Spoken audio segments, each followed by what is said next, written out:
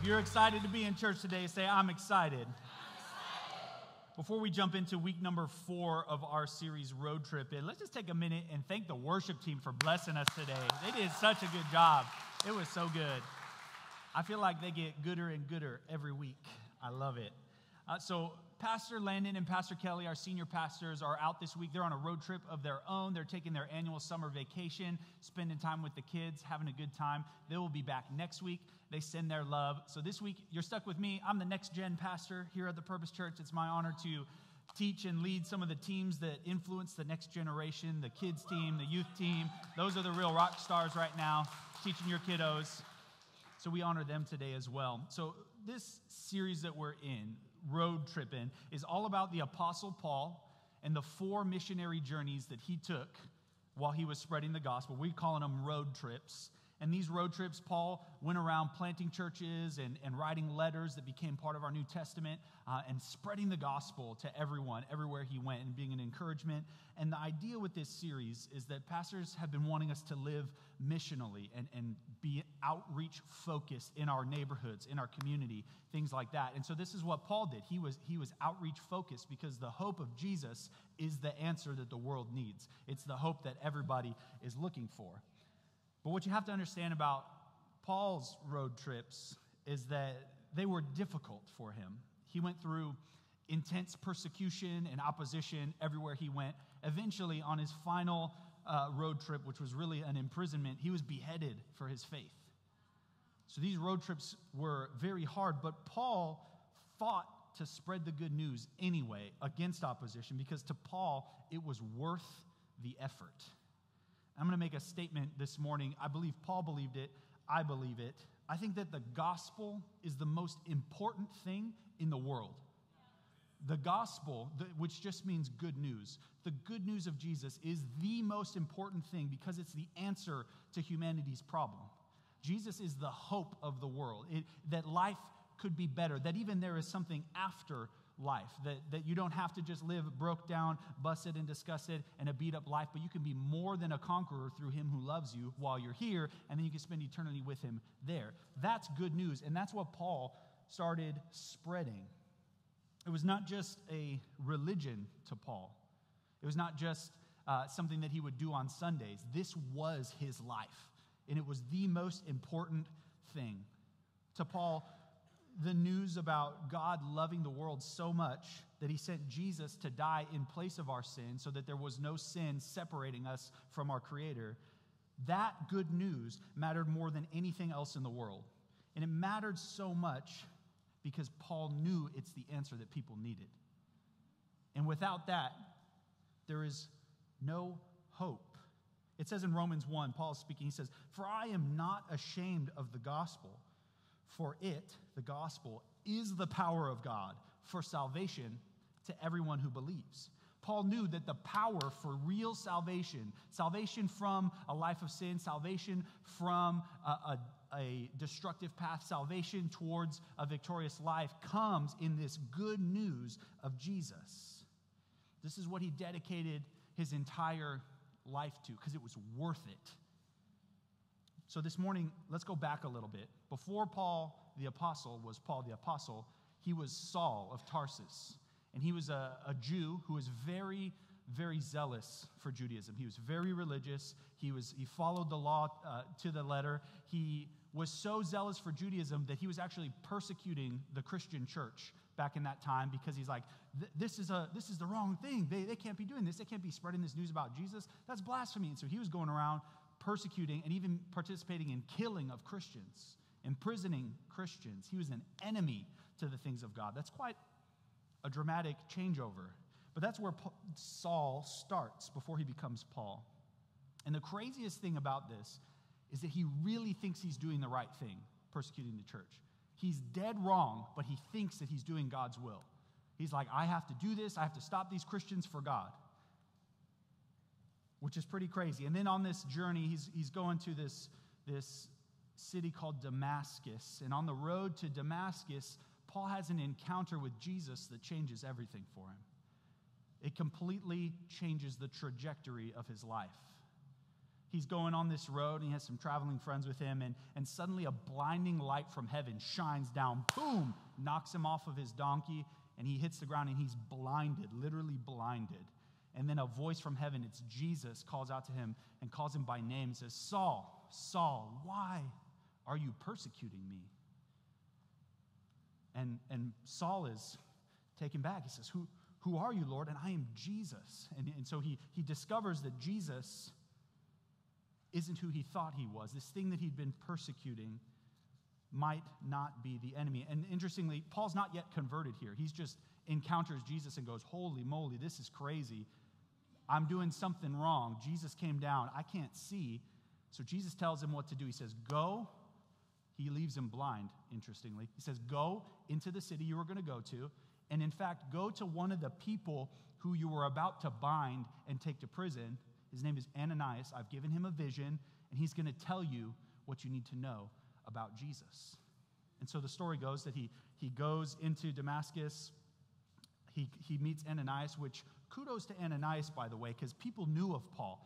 He was a persecutor of the church. They were all afraid of him. And Ananias is obedient to what the Lord says. He preaches the gospel to Paul, and Paul is saved. He's transformed by the knowledge that God loved the world so much that he came as a man that we would identify with him and died for his very creation so that they could be connected to their Father. That's the good news. And so Paul is transformed by the gospel, gets baptized, and his life completely, not just changes, it literally reverses direction. And the church that he was persecuting, God calls him to build. And it's interesting to note that Paul was blind spiritually before, but it took a physical blinding for him to truly be able to see. And I think sometimes the same thing can be true in our lives. We could be blind and not really know it. And sometimes it takes circumstances to change to truly see things clearly. So Saul becomes Paul after his conversion. He encounters Jesus, he gains true sight, and everything changes. And so we're going to look at a passage today in Philippians chapter 3, kind of like the key thought for this message. And it depicts this transformative encounter that Paul had, going from what he used to be, which was really this leader in the Jewish church, this man of status.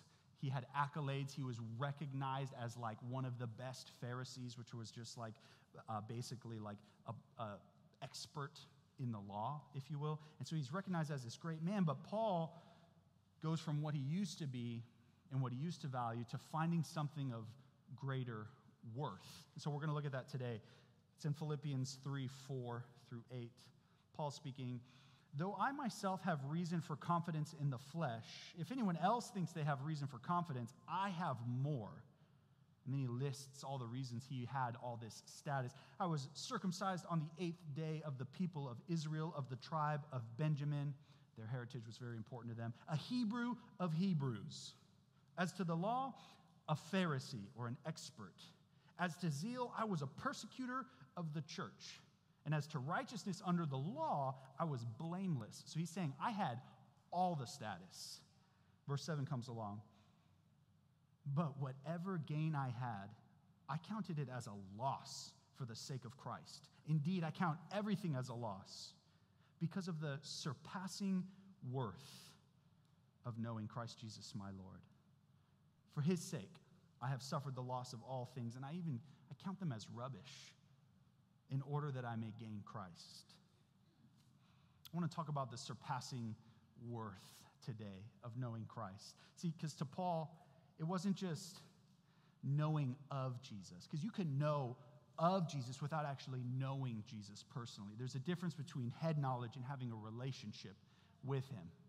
I just told you the gospel in a couple of brief sentences when I first started. That's the good news, that Jesus saw that you and I were so jacked up, but he said, I'm not going to leave you there. I'm going to do something about it to bring humanity back to me. That's what's different from Christianity and every other religion.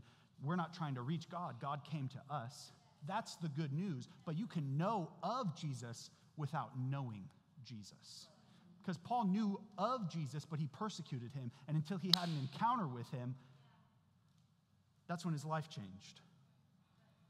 That's the personal relationship. Paul was blind even though he thought he originally was following God. And he was so utterly convinced that he was doing the right thing, passionate and zealous with his intensity of following that religious law. And it was like a natural intensity that God designed him with, and it was just directed at the wrong thing. But God knew what was in him because he put it there, and when he redeemed it for the purposes of Christ, he turned around with that same passion and spread the kingdom message of the good news of Jesus. So whatever somebody has told you is wrong with you, maybe you're too intense. I personally am super intense. I'm sorry. Welcome to the Purpose Church. I'm going to be preaching today. It's going to be intense. But God can redeem those character traits that he put in you and use them for his purposes, and then you're effective in his kingdom. So if you think, I've heard people say to others, you're too emotional. God made you a feeler to pray for people and feel their needs and know how to pray for them and meet their spiritual needs. No matter what it is. Take anything that somebody has said is wrong with you. I promise you, God has the ability to redeem it back to himself. I'll preach myself happy on that one. So that's how God made him. And when we discover our purpose, what we were created for, and we have that encounter with Jesus, then it's aligned with what God designed us for, and then we become effective. And then life isn't happening to us, but rather we're forging the path that God predetermined for us, and he created us to fulfill a certain purpose. You matter. You're not defective, and God wants to use you in this earth to do something meaningful and outside of yourself. I don't know if anybody ever told you that, but it's the truth. You and I were created to discover that in surrendering to Christ, there's something of far greater worth. A surpassing worth is what Paul called it. And when God defines you like that, it's not like he's redefining you. He's revealing the original definition of what it was intended to be. That's good news. So the danger here, though, is that we could do the same thing that Paul did if we're not careful. So whether you're a follower of Jesus or not, all people sometimes think that they are just completely right, and yet they're dead wrong. Maybe you've encountered some people like this. I think of politics, right? That other guy's always wrong. I'm always right? That's the stance that people take about politics in our culture. Or I don't know if you've heard the phrase that's common in cultural speech today. I'm just living my truth. I'm going to do me. I'm going to live my truth. You do you. You live your truth. There's only one truth. What we do with that truth and how we respond and what we think is the right answer to do with that truth may differ in opinion, but what is. There's only one reality. And so we've kind of mixed this up in our culture. I think you can even see the example in marriages, right? If anybody who's married in the room, if you've ever been in an argument with your spouse to find out if you're the husband, you're wrong. No, I'm just kidding. That's not in the Bible. But there's in an argument, somebody thinks they're right. And it can sometimes turn out, maybe you've experienced it, that you're sometimes wrong. And those are kind of innocent examples, but it could be even more dangerous because we could be striving in the wrong direction in life, blind and unaware that we're blind. Jesus talked about this in the New Testament. It was actually prophesied in the Old Testament that people would see his miracles and not even believe that he was Messiah, even though they saw it. And he says this in Matthew 13. He said, "This is why I speak to them in parables, so that it's fulfilled." And then he quotes the Old Testament saying, "Though seeing they do not see, and though hearing they do not hear or understand." So you could have the truth right in front of you, and you got blinders on, and you just miss it. And that's how Paul was living his life back when he was Saul. So my question, and I think you should always ask questions when you read the Bible. Don't leave your brain at home when you come to church. Come with questions. Every time you read something, why does it say that? What does that mean? You should be thinking through it. My question is this is what I asked myself when I read it, how do I avoid having blind eyes and deaf ears? How do I not miss the truth? Jesus said that he came to give sight to the blind. Now, this is obviously a literal meaning because he literally healed blind people, but it's also a symbolic meaning about restoring someone's spiritual purpose. I find this verse to be really interesting in Matthew 6:22. It's talking about our soul. It says, "The lamp of the body is the eye. You may have heard it said, the eye is the window to the soul. So if your eye is healthy, your whole body will be filled with light. But if your eye is diseased, your whole body will be all darkness. And this is true as far as like what we allow to go into our eyes, what we consume, what type of shows we watch, what type of things we listen to. Those things are important and we should guard it because the eyes are the window to the soul. There's a connection there, but it's a little deeper than that. Like my mom used to say, garbage in, garbage out. What you put in is what's going to come out. Jesus said, out of the abundance of the heart, the mouth speaks. So that's important, but also sight here is symbolic of direction and purpose. Proverbs says, if the blind leads the blind, both will fall into a pit. So this has to do with where you're going in life, in addition to actual sight. That verse, if the eye is diseased, the whole body is darkness. A life without true sight or direction is actually a diseased path.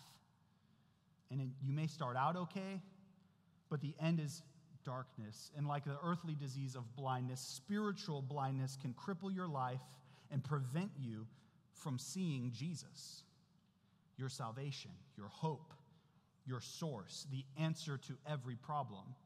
And so this spiritual blindness becomes a very serious thing. And you and I need the type of sight that only Jesus can give, or our purpose is not revealed to us. And then our destiny is just to wander through life with life happening to us instead of walking on our destiny, like I said earlier. So the verse of the lamp of the body being the eye, in context, it's actually talking about greed and what we see and covet, and the greed that we have goes into our heart and corrupts our soul. So when Jesus is talking about eyes and sight, this is all symbolic of healing your soul's ability to connect with God. So this is about more than physical blindness. It can be spiritual blindness. If you're following me, say, I'm ready. Okay. So I have this up on the screen for you. When your soul is able to see Jesus, his surpassing worth is revealed. And in him, you have all that you need. I believe that completely. And to prove it to you guys, and to honestly just make it tangible, because it's a cool thought, but unless you have some type of application in your life, it's not very helpful. So to make it tangible, I wanted to show you 3 stories in the Bible. 3 stories where Jesus healed 3 blind men. They're 3 separate stories. And in each story, they were physically blind, yes, but there was also something blocking their soul's ability on a soul level to connect with Jesus. And I think when you study the Bible, you should always come, this is just like a Bible study principle, you should always come with 2 objectives looking at a verse. What does this reveal about God and his character? And then what does this reveal about me? Because this is just the Bible is a couple of thousand years of a snapshot of a specific time period in Jewish history, and it seems like it's just some random history and some poetry and some things, but every single story in there has been preserved over thousands of years and is still currently relevant and applicable in some way. It's timeless. And so when you read the scripture, you should be asking those 2 things. What is this saying about God and his character, and what is this saying about me, or humanity, if you will? And so what we're going to do is find call it a soul blinder in this scenario, because they're physically blind, but there's something keeping them from encountering Jesus.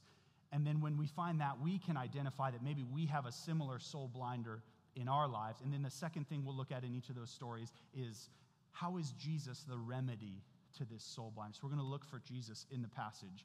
If you're ready, say, I'm ready. Sorry, I keep making you do that. I'm a kids' church kind of guy. I require participation. So this first story is the blind man at Jericho. Then we've got the blind man at Bethsaida. And then we've got the blind man at the pool of Siloam. So this first blind man is in Mark chapter 10. If you have your Bibles, turn there. If you don't, you should download the YouVersion Bible app. It's a good Bible app. Keep the Bible with you everywhere you go. I have it on the screens for you as well. And they came to Jericho, and he, Jesus, was leaving Jericho with his disciples and a great crowd. And Bartimaeus, a blind beggar, the son of Timaeus, was sitting by the roadside. So this man is blind, and he sees this, or rather hears this crowd coming by. And when he heard that it was Jesus of Nazareth, he began to cry out and say, "Jesus, Son of David, have mercy on me." And many rebuked him, telling him to be silent. That's the wrong kind of friends, you guys. If you have friends that are keeping you from going to Jesus, that's the wrong kind of people in your life. But he cried out all the more, saying, "Son of David, have mercy on me." And calling him the Son of David was, in the Old Testament, it was prophesied that the Messiah or the Savior would come from the lineage of King David. So this was basically saying, like, I know who Jesus is. He's the Messiah. And so he's asking the Messiah to come have mercy on him. Verse 49, and Jesus stopped and said, "Call him." It's interesting that Jesus didn't go to the man, but he stops and calls the man to him. And they called the man and said to him, "Take heart, get up, he is calling you." And so the man's response, throwing off his coat or his cloak, he sprang up and he came to Jesus. I find that fascinating. This man is blind, and there's a very large crowd. Thousands often follow Jesus, hundreds at least. So Jesus stops in the middle of this throng of people and says, he hears somebody shouting above the noise of the crowd, which is pretty impressive. This man was desperate for an encounter with Jesus. And he stops where he is, and he says, "Call him to me." Jesus very easily could have walked up to the man and healed him, but he doesn't. Very interesting. Then verse 51 says that Jesus said to the man, "What do you want me to do for you?" Also interesting. Jesus knew he was blind. He was asking for mercy, but Jesus stops and says, "What do you want me to do for you?" And the man says, "Rabbi," or teacher, or master, "let me recover my sight." And Jesus said to him, "Go your way, your faith has made you well." And immediately he recovered his sight and followed him on the way. That's a good story. Jesus heals this man. But I think in the story, in addition to his physical blindness, there's a soul blinder that's maybe keeping him from Jesus, that Jesus is the remedy for, and I think you and I can identify it with it. So the soul blinder here, I would say, is lack. The man was a beggar. He had nothing. He spent his days blind, sitting on the corner of the street, begging for money and food, because without the mercy of others, he was helpless. So it's not abnormal for someone in a low place to ask for mercy. But then Jesus tells him, "Come to me," instead of going to him. We'll talk about that here in a second. And so in his lack, this man takes steps towards Jesus. And I think it's fair to say also a soul blinder of lack. This man lacked good friends because they all were trying to shut him up and not let him go to Jesus. So he has lots of lack: physical lack, relational lack, maybe a spiritual lack. And I think you and I sometimes, maybe we feel a little more better off because we're blessed enough to live in America, but I think we lack strong relationships. We definitely probably lack good friends. We maybe lack connection to God. Maybe we wish we were more connected. Maybe we lack actually physically and financially. We don't have enough. And Jesus displays himself as the remedy for this man's lack. And Jesus is the remedy in the form of faith. And that may sound strange to you, because faith is normally attributed to being something that people have, right? And it's almost, I've heard it said, and I actually dislike the phrase, that faith is like the currency of heaven. I don't know if you've ever heard that phrase, like you come with your faith, and then the God slot machine in the sky gives you what you wanted because you put your faith coin in. That's not how it works. That's not in the Bible. Jesus, his nature is to create faith. Look what Jesus did. He created an opportunity for the man to have faith. He said, "Come to me while you're blind, on a difficult path through a large crowd of people. Come to me," giving him the chance to respond. He could have said, "I'm blind, I can't get to him," and stayed where he was. But he gave him the opportunity and the circumstance for faith to grow. He called the blind man to come to him, and the blind man petitioned him for what he was looking for. But Jesus created that choice for him. Let me show you in Scripture what I'm talking about. The Bible says that Jesus is the author and finisher of our faith. So if he's the author, he pens it, he initiates it, he creates the scenario where faith is required and we get a choice to respond to it. Then Jesus finished the man's faith when he came to him for healing, and he gave him the miracle that he was seeking, thus giving substance to his faith. Jesus authored and finished the faith. The remedy, faith, is part of who Jesus is. The Bible says that faith comes by hearing, and hearing by the word of Christ. He said the word, "Come to me." And I think he's saying the same thing to you and I today.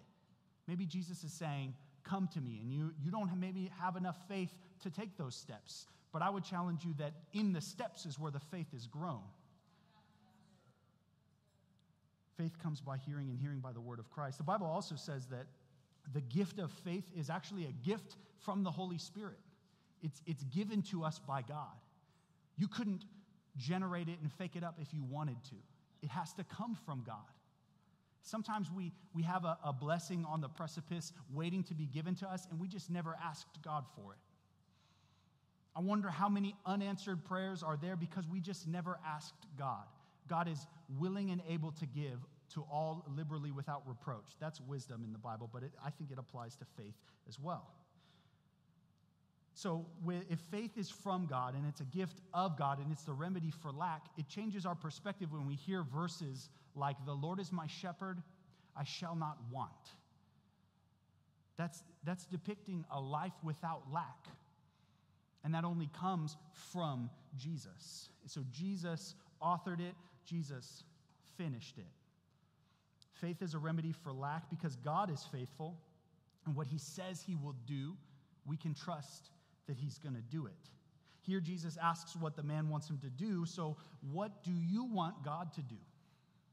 If we were to make this personal, what in your life do you need a miracle for? Because my God is still in the business of doing miracles, I can promise you that. What do you need? Do you need physical healing in your body like this man did? Do you need a miracle of physical healing? Do you need a miracle in your marriage to strengthen what is weak and deteriorating? Do you need a miracle over your kids who maybe have gone wayward or don't follow the Lord, or you just don't know how to raise them? It doesn't come with a manual when you have a baby in the hospital. I wish it did. It doesn't. Maybe your career or your finances or whatever it is, wherever you need a miracle, what do you want me to do? Jesus is asking. That's a good story. So the next story, remember we're doing 3 stories. We're looking at these 3 blind men, how Jesus healed them, what their soul blinder was, how it applies to us, and then how Jesus is the remedy for that type of blindness. And the whole reason we're doing this is because it's one thing to say, go live on purpose. It's something we say at the Purpose Church, is that we live on purpose and go be missional in your community. But if you haven't encountered Jesus, you haven't gotten the right sight for why you were created and what God put in you to make a difference in the world, then how are you going to do anything? What do you have to offer the world without that encounter? So let's look at the next encounter. This one's in the blind man at Bethsaida, It's in Mark. And they came to Bethsaida, and some of the people brought to Jesus a blind man, and they begged him to touch him. So these are better friends than the first guy. These guys are not pushing him away. They're begging Jesus to help this man. This man isn't even seeking Jesus. His friends brought him. Those are the type of friends you want in your life. If this isn't a plug for small groups, I don't know what is. You need the people in your life who are going to go to Jesus on your behalf, even when you don't know that you need it. That's the type of real, genuine friendships that we need in our lives. So they were begging him to touch him, and he took the blind man by the hand and led him out of the village. This is strange. So first, the man doesn't ask to be healed. His friends do. Second, he doesn't heal him on the spot. He makes him take steps very similar to the first man, building the faith maybe. I don't know. It doesn't say. I would venture to bet so. Takes him out of the village, and when he had spit in his eyes, he laid his hands on him and asked, "Do you see anything?" So this man didn't ask to come to Jesus, He didn't ask to be let out of the city, and he for sure probably didn't ask for spit to be spat into his eyes, though he's probably like, I'm blind. I guess it doesn't really matter that much. But there he is, and Jesus says, do you see anything? And the man, it says, he looked up, and maybe for the first time begins to see, says, I see people, but they look like trees walking. So his vision is partially restored, just the shadows of people, almost like a tree trunk. He can't quite see fully. And then for the only time in recorded scripture, Jesus lays his hands again on a person to complete their healing.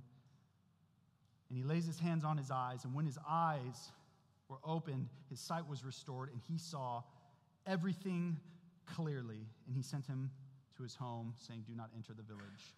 Also strange circumstance. This is a very interesting story. If Jesus prayed twice for the same miracle, you cannot give up if you haven't yet seen the answer to what you are praying for. You need to keep praying for the thing that God has put in your heart, whether it's a miracle, whether it's a breakthrough, whether it's for personal growth, whatever it is for someone else, keep praying. Keep laying your hands on the problem. Jesus said, speak to the mountain and it will be moved into the sea. Speak to whatever it is. He doesn't say, ask God kindly if God will remove the mountain. He says, speak to the mountain and it shall be cast into the sea. That's how faith works. You keep going in faith. I won't meddle. Let's keep going. So Jesus heals this man, even though he was blind and wasn't even seeking help. And I think where this applies to us is sometimes we can be so blind and unaware of it that it takes others to help us see that we're blind. And so the soul blinder here, I would say, is ignorance. Ignorance. Not even always your fault that you're ignorant. And we need the type of people around us. It could be its own sermon on community. The type of people who will take us where we need to be and get us around Jesus so that we can get what we didn't even know that we needed. And Jesus is the remedy in this story through his character trait of persistence. That's what Jesus displays, the persistent nature of God. He spits in his eyes and touches him, and the man needed more from God, so he touches him again. So even when we're not seeking him out, Jesus is persistently working on us and pursuing us. It's not always comfortable, maybe proverbial spit in the eye type of a situation, but God is there. God is moving, and he is pursuing you, even if you don't know it, or maybe he didn't understand what was happening when Jesus led him out of the city by the hand. But he took the steps. What are your steps? Where is God leading you to grow your faith for the miracle? This is slight speculation, but maybe the faith wasn't there yet until he led him. So Jesus is calling you to come, just like the first man, just like the second man. The persistence of Jesus is a remedy for our ignorance of our need for him. Sometimes we don't even know that we need him. And even when we don't realize that surrendering to his way of life is of a surpassing worth, he still comes. That is good. That is a good God. He comes anyways. God the Creator comes to earth as a human so that we can identify with him and loves us out of our blindness, showing us a way of life that is more worth living. That is good news, if you ask me. That is the gospel. So that's the second man. The first, the soul blinder was lack. Jesus remedied it with faith. The second story, the soul blinder was our ignorance, and Jesus' remedy is his character trait of persistent pursuit. The final story that we're looking at today, the third blind man, his soul blinder, and how Jesus is a remedy, is the blind man at Siloam, the pool of Siloam. This is actually, to tell you the truth, all three of these stories are super weird, but this one is particularly weird. So Jesus, if you think the Bible is boring, you're not paying attention. It's super interesting. Jesus is going around spitting in people's eyes. He's about to do it again. Let's look at it. As he passed by, he saw a man who was blind from birth. This is John chapter 9. This man is distinctively noted as being blind from birth. So maybe the other men were blinded later on. It doesn't quite say. But this man, his entire life, all he's known is blindness. And his disciples asked him, Rabbi, who sinned, this man or his parents, that he was born blind? And that may seem like a weird question to you, but the disciples asking if it was because of sin it would have been common thought in the day, in the time in ancient Israel. They believed in something called the retribution principle, which basically summed up is that righteous people prospered and wicked people suffered. So they see a man who's blind from birth. They're like, man, somebody screwed up. I don't know if it was him or his parents, but he got something that apparently he deserved. And Jesus is telling them later on, that's not how the world actually works. That's an incorrect perception. And if you've ever heard the story of Job in the Old Testament, who suffered a lot of loss, and Job's wife said, why don't you just roll over, curse God, and die? Which sounds harsh, but really she just thought the same thing. Like, you must deserve this. I don't know what you did, but you probably did something wrong. And so Jesus flips the script and says, that's not how reality works. Verse 3, it was not that the man sinned nor his parents, but that the works of God might be displayed in him. So sometimes we don't see the purpose for our pain, but there is one, and there's a redemption that God does. God doesn't always cause any pain. God never causes pain, but he can take pain and redeem a purpose out of it. So it says in verse 6, having said those things, he spits in the ground, starts making mud or clay with his saliva. That's gross. And then he takes that clay. It's a weird story, y'all. I would be like, if I was a disciple, I'd be like, what is Jesus doing, man? This is the second time. This dude, maybe it's because the Jews, I don't know, this is speculation. The Jews were so concerned with purity and things being unclean, and Jesus says, out of me, what could be unclean, I'm using to make someone clean. I'll preach myself happy on that. So Jesus anoints the man's eyes, which means to completely cover with the clay, the mud. And he said to him, go wash in the pool of Siloam, which means sent. So he went and washed and came back seeing. So Jesus rubs spit mud in this man's eyes, sends him to a pool called Sent. If that's not destiny, I don't know what is. And the man comes back seeing. Like Adam, who was formed from clay, Jesus now uses clay to form true sight in this man, telling him to wash in a pool, call that baptism symbolism, being baptized into new sight. And this changes everything. He was born blind. Never before had he seen. So I think the soul blinder, in addition to the physical blindness, that maybe we identify with a soul blinder better, is circumstance. This man was born blind. This happened to him. He had no control over it. And sometimes the thing that's blinding us isn't even our fault, and yet it is very clearly keeping us away from seeing Jesus. These things happen to us. Maybe others wronged us, a past relationship, maybe a traumatic event, maybe your upbringing, maybe you had abusive or bad parents. Nothing will keep you from seeing your heavenly Father correctly like a bad earthly father or a bad earthly parent. It will jade your perspective of a loving parent, and that is the analogy God uses to describe himself. So these things can be blinders, and we don't even know it. We didn't choose the households that we were brought up in. Maybe it's betrayal. Maybe a spouse cheated on you. Maybe a friend betrayed you. Something that has jaded your soul and kept you from being able to see God. Maybe a tragedy, a loss, a disaster, whatever it is, these things, these circumstances can blind our soul and keep us from being able to see Jesus in a transformative way that would change everything. So Jesus is the remedy to this type of soul blinder in his character trait of being a redeemer.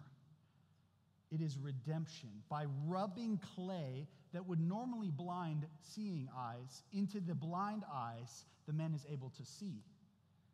Like Paul, who was blind and didn't realize it, and the thing that blinded him helped him gain real sight. Sometimes the loss or the situation that blindsides you may feel like a setback, but God uses that very thing that seems to set you back to bring true victory, true sight, and true purpose and direction back into your life. This is an important truth to understand, that God does not promise a life that is free from suffering. That's nowhere in the Bible. Rather, his promise is that when suffering happens, you can know with confidence that you are never alone. The Bible says he will never leave you nor forsake you. He was with you the whole time. He has never left your side. In this world you will face many trials, Jesus said, but fear not, for I have overcome the world. God promises strength in our weakness to get through any trial that we face. And the promise of God is that no tear is ever wasted, not one. God can redeem any tragedy and use it for your purpose. The very thing that should have destroyed you, he can use it to be part of your redemption story. I've experienced this personally in my life when I first came to Christ, actually, back in 2008. I was 14 years old. So if you do some math there, you can figure out how old I am. I'm a young buck. Don't tell anybody. So back in 2008, my family dynamics were complicated. I was a teenager. My teenage brothers and I, we were kind of crazy, out of control. My mom and my stepdad, their marriage was on shaky grounds. It was a tumultuous time in our lives. And right in the middle of a messy circumstance, obviously a divorced home, struggling new marriage, struggling teenagers, my mom has a stroke, a hemorrhagic stroke in her brain. And if you know me, some of you have heard this story maybe, but my mom has a stroke, and she's bleeding into her brain, and she's going to die. And the doctor said she's going to die tonight if we don't operate and cut a hole off the top of her skull and go in there and fix this bleeding vessel. She'll die. But they said the problem is if we do that and we go in there and we start messing with things, she'll become a vegetable. We'll scramble her brain too much, but she'll live. So that's your choice: dead mom or vegetable mom. And that's no choice at all. If you've ever been in a circumstance like that, you know it's a horrible thing. And my mom's wishes, she wouldn't have wanted to live like that. And so I'm in a situation of no hope. And at the time, none of us in our family were really Christ followers. We had gone to church occasionally, but it was more of like a thing to do because it made you feel better about yourself, and it wasn't really, a devotion to Christ at all. And to my stepdad's credit, he turns to us as teenage boys and says, well, we should pray. Maybe we should pray. Because sometimes when you're all out of hope, there's only one hope left. And it shouldn't be the last resort. It's definitely not. But if you are at the end of your rope and it is a last resort, Jesus is there with you there too. So he said, either this whole God thing is real or it's not, and we're wasting our time. So let's pray. So we laid hands on her and we prayed for her healing. I was honestly full of faith. I was encouraged. I was excited. I was like, man, maybe this is real. I don't know. Maybe God will heal my mom. And so we sit there. We lay hands on her just like Jesus did, just like the Bible tells us. Lay hands on the sick and they shall recover. It's in the Word of God. It's a promise. So we do it. We lay hands on her and pray for her, and then nothing happens. And I was devastated. And I'm like, man, and in the moment I'm about to start spiraling, and my stepdad, to his credit, again, he's never really a God-honoring man prior to that time. He says, maybe we should just wait and see. Maybe we should give it the night and see what happens. See if God won't come through. And so we did, and so my spiral away from faith pauses. And so we give it the night. And she was comatose. She was out. She was, if you've ever seen someone with a stroke, they've got the drooping side, and she was unresponsive and unable to talk. And so we spent that night wondering, waiting, and God is my witness. At about 5 o'clock in the morning, my mom wakes up from her comatose state, looks at my stepdad in the eye, and says, I love you. She was miraculously healed in an instant. Not the very instant that I thought, but a few instances later, God came through and healed my mom. That's worthy of praise. And maybe you don't believe that thing is possible, but I know what I know, and nothing could ever convince me otherwise. The doctors the next day scanned her head, and the artery that had ruptured in a hemorrhagic stroke had reanastomosed miraculously, and there was no hematoma in her brain any longer. And so maybe you don't believe that, and I don't fault you for it because that's my experience. It's not everybody's experience. I know some people, and even later on, I've seen more miracles than that in my life, but sometimes I lay hands on the sick and nothing happens right away, and I don't claim to know all of the plans and purposes of God, but I know He tells me to lay hands on the sick, and they shall recover. So what I see then in my experience is that when I pray for everybody, some people get healed, but if I pray for nobody, nobody gets healed. I'll take those odds any day, and I'll keep praying for people. So God is good. God is very much a miracle-working God. So, maybe you doubt this, and that's okay. I'm testifying that Jesus still heals today. And I had a chance to be a part of this ministry that took mission trips and helped a church in Africa. A few years back, my wife and I got to go, and there was testimony of a brother who had died and been raised back to life, just like stories in the Bible, just like my mom.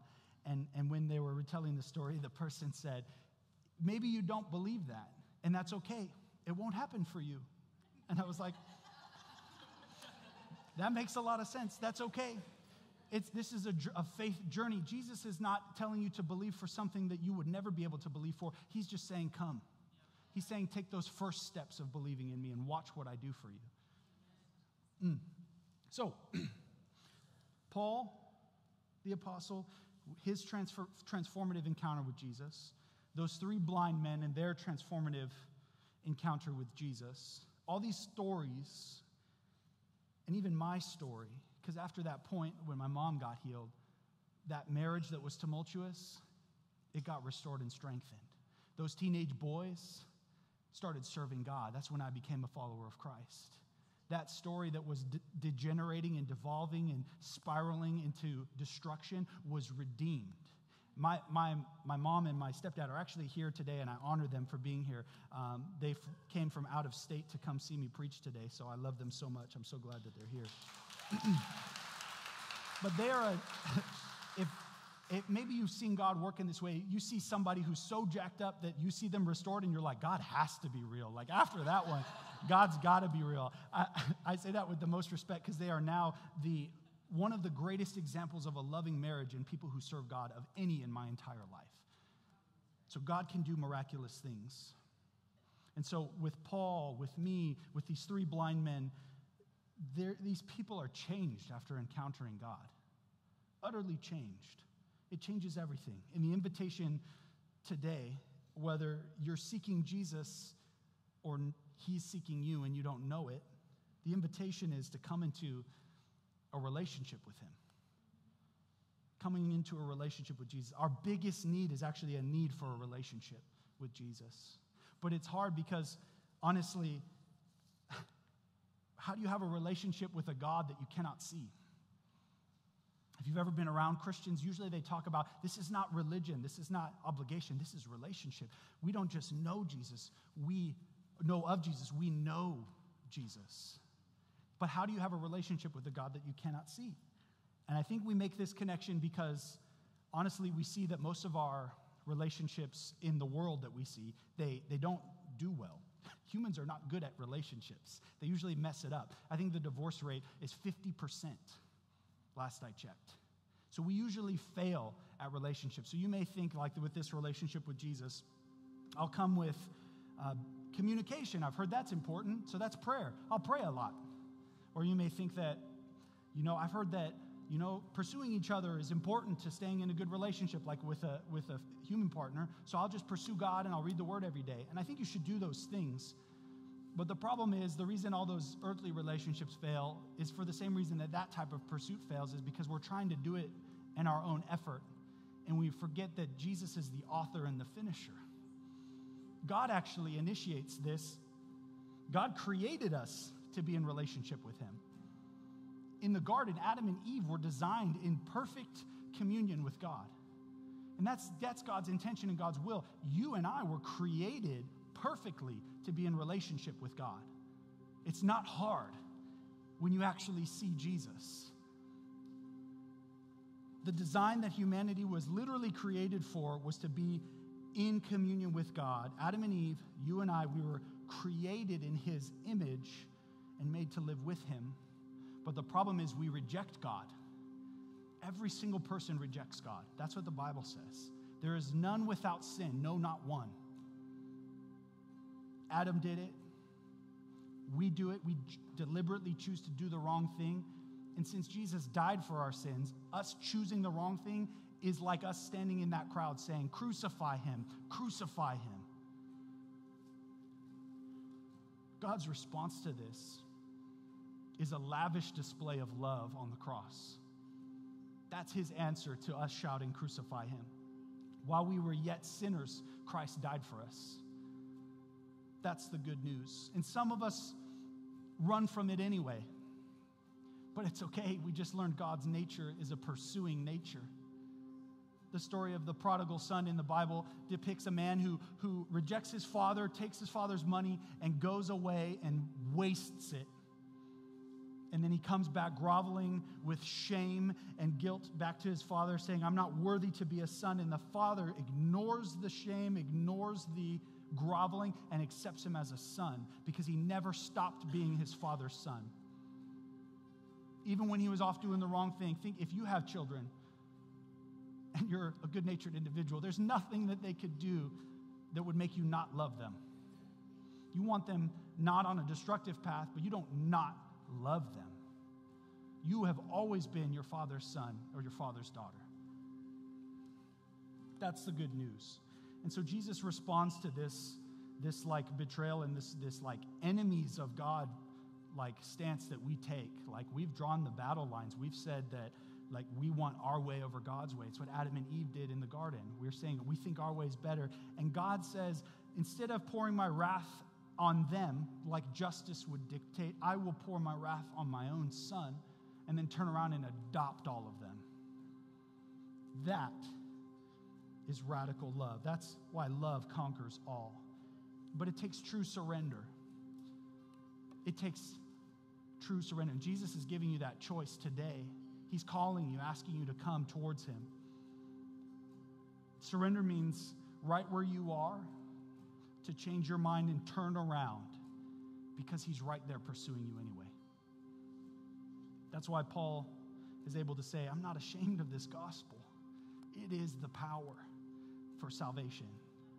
That's how he was able to leave it all for the surpassing worth of knowing Christ. I'd like to pray for you guys today. Would you bow your heads and close your eyes with me? Maybe you feel Jesus calling, and it's something the Holy Spirit is doing on the inside of you. It's a tug. And maybe you haven't had the faith in the past, and he's telling you, just take a step. I'm already all the way towards you. You don't have to walk far. If that's you today, I want to pray for you. There's no magic prayer that gets you salvation. There's no raising of your hand or coming to the front of the altar in some type of altar call. The only way to salvation, Jesus said it, is to believe in the Lord Christ, and you shall be saved. Jesus said, anyone who believes in me will not perish, but will have everlasting life. Believe in the Lord Christ. So right now, right where you sit, choose in your heart right now, do you believe? Do you believe in this Jesus? If you do, you're a child of God. I'd love to pray with you. Repeat after me so that no one in here prays alone. Say, Father God, thank you for loving me. Thank you for choosing me. Thank you for dying on the cross for my sin. I surrender to you now, Jesus. I make you the leader of my life. Thank you for your salvation. In Jesus' name, amen. Amen. Amen. Before we dismiss, I wanted to let you know that after the service today, we're going to have a time at the altar for prayer. We're going to have our prayer partners up here, and I will be up here as well praying for people. If you need healing, my God still heals today. If you need restoration in a relationship, if you need strength to get through a trial, if you need anything, Jesus is asking you, what do you need? So we'll be up here to pray for you after service. Thank you guys so much. Amen, amen. Can we